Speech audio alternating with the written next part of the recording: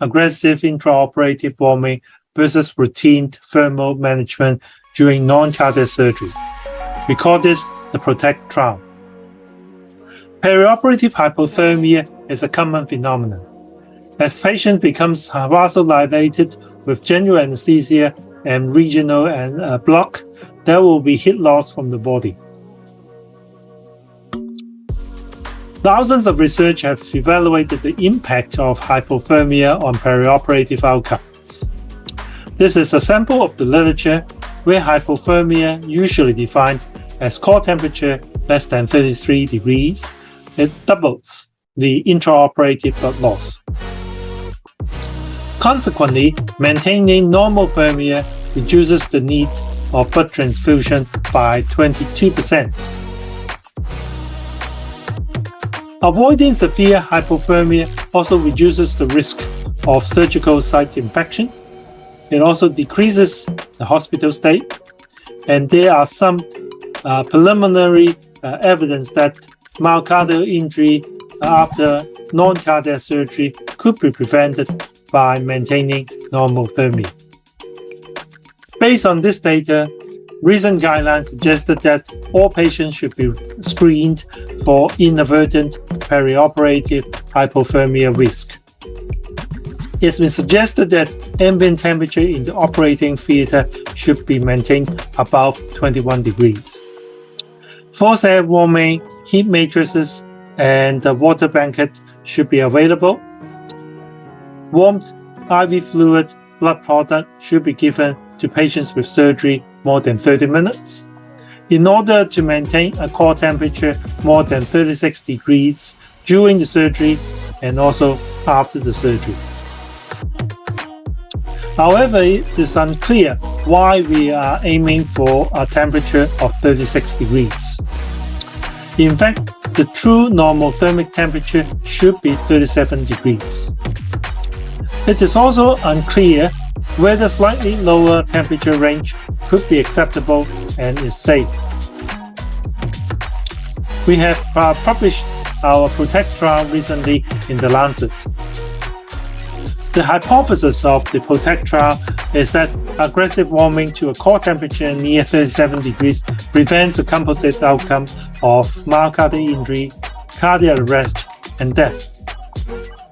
The secondary hypothesis is that aggressive warming to 37 degrees reduces surgical site infection, decreases red cell transfusion, shortens hospital stay, and decreases hospital readmission rate. We recruit patients who are older than 45 years, who have major non-cardiac surgery, with general anesthesia expected to last for more than 2 hours, and has at least one cardiac risk factor. We exclude patients who had renal failure and that require renal replacement therapy.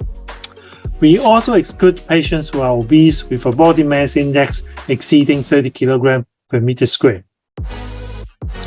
We model a sample size as 30% decrease in the primary composite outcome.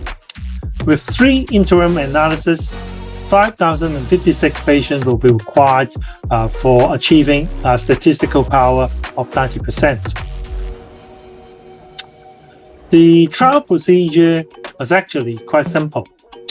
The routine thermal management group, we aimed for a target temperature of 35.5 degrees. There was no pre-warming or fluid warming devices given. Forced air cover were used. However, it was not actuated until the core temperature is less than 35.5 degrees.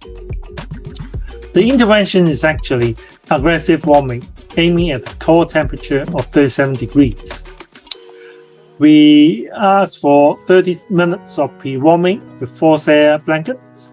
We use warm intravenous fluid, and we use 2 intraoperative forced air warming covers to achieve the target temperature of 37 degrees. We measured intraoperative core temperature using esophageal or nasopharyngeal probes. We take blood before surgery and on day 1 to 3 after surgery for measurements of troponin. We define myocardial injury using the troponin threshold according to its generation and the type of assay performed. Surgical site infections was defined according to the CDC criteria. We also recorded the number of red cells that has been transfused during surgery and also after surgery. We have 13 sites in the study, and 12 of them are in China, with 3 of them in Hong Kong, and also a single site in United States, which is the Cleveland Clinic. These are the sites involved in the trial. Between March 2017 to March 2021, we screened a total of 12,000 patients. Eventually, 5,556 patients were randomly allocated to aggressive warming or routine care group. 2,527 were included in the aggressive warming group. 2,529 were in the routine care group. After appropriate exclusion, we included 2,507 patients in the aggressive warming for the primary analysis and 2,506 patients in the routine care group. Over 99.6% of patients actually completed the 30-day follow-up. This is the demographic data. Patient's age was 67 years. A third of those patients were female. Majority of patients undergoing abdominal surgery. 97% of patients have elective surgery. Contaminated or dirty infected wounds were found in 17 or 18% of patients. The commonest cardiac risk factors was hypertension. This is followed by diabetes, followed by smoking. This is the temperature chart during surgery. The patients having aggressive warming is well separated from that having routine care group. At the end of the surgery, the final temperature for the aggressive warming group was 37.1 degrees Celsius. And that for the routine care group, the final temperature was 35.6 degrees.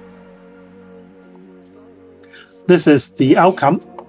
The primary outcome occurred in 9.9% of patients in the aggressive warming group and 8.2% of patients in the routine care group. There was no statistical significant difference between the two groups. Majority of the primary outcome were actually derived from myocardial injury after non-cardiac surgery. This is over 90% of patients with MIMS in the primary outcome. Cardiac arrest after surgery was rare. About 0.5% of patients died during the 30 days after major non-cardiac surgery. For the secondary outcome, surgical site infections was not different between groups, so as the number of red cell transfusion as well as hospital readmission rate were similar between groups. This is a subgroup plot for the primary outcome. You can see that whether it is age, gender, or surgical type, there was no differences in any of the primary outcome between groups. For the exploratory outcome, reduction of hemoglobin on day 1 from pre-op was similar between the two groups. Quality of recovery on day 3 was similar between the two groups. 30-day superficial wound infection and 30 days of myocardial infarction rate were also similar between the two groups. So in conclusion, randomizing patients to 37 degree versus 35.5 degrees, we did not actually reduce cardiovascular composite outcome. We did not reduce surgical site infection. We did not reduce the transfusion requirement. We did not decrease the duration of hospital stay or readmission rate. In conclusion, intraoperative core temperature of 35.5 degree appeared to be safe or as safe as 37 degree. With that, I thank you very much for your attention.